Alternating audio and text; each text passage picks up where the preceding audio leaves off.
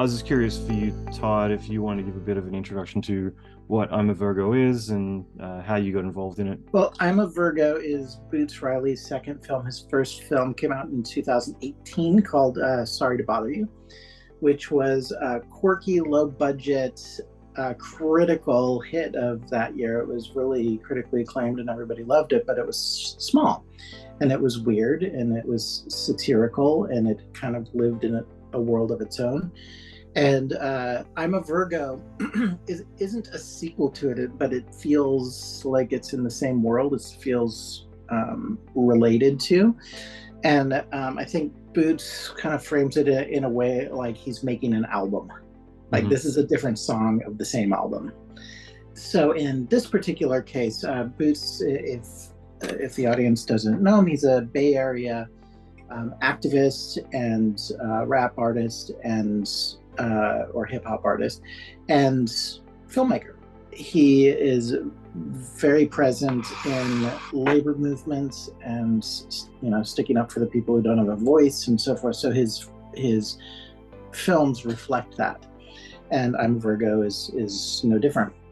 And the premise of I'm a Virgo is that there's a teenage black kid in Oakland who's grown up isolated from the rest of society, from his aunt and uncle, and they're hiding him from society because he is 12 feet tall or 13 feet tall, and they don't want society to fear him, use him, abuse him, kill him, all of these things that they're kind of placing on him, where he just wants to be a kid. And the title I'm a Virgo comes from the idea that he doesn't view himself as a big giant person who's different from he frames himself that he is a Virgo, and nobody else in society is looking at him going, I wonder what his sign is. It's this idea that you view yourself in a different way that might be different than how everybody else sees yourself. You view yourself as normal even though you are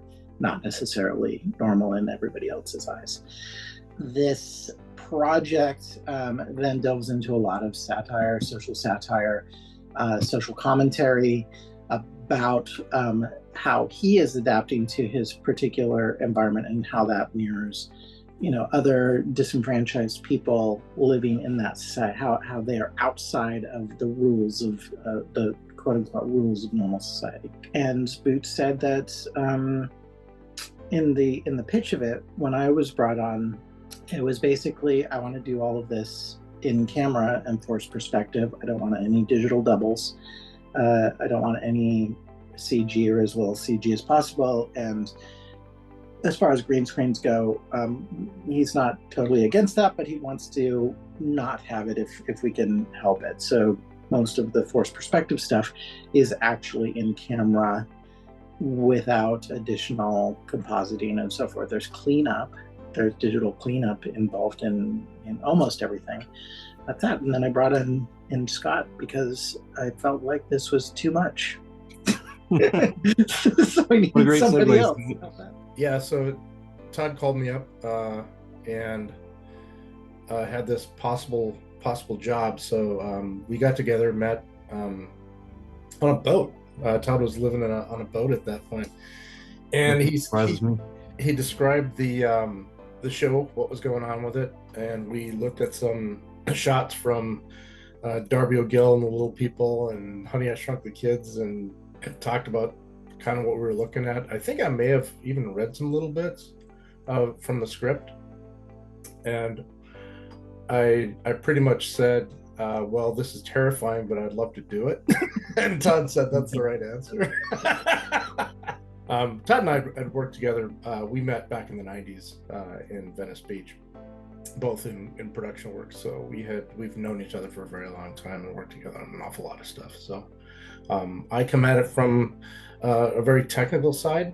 I've got an engineering background and all that sort of stuff, and that's what I kind of brought to the table here was the human calculator.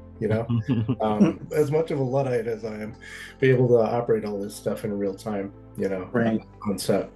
I was disappointed that you didn't have a slide rule or an abacus. I did print out on my chart, so I had lookup tables Yes. for everything. Awesome.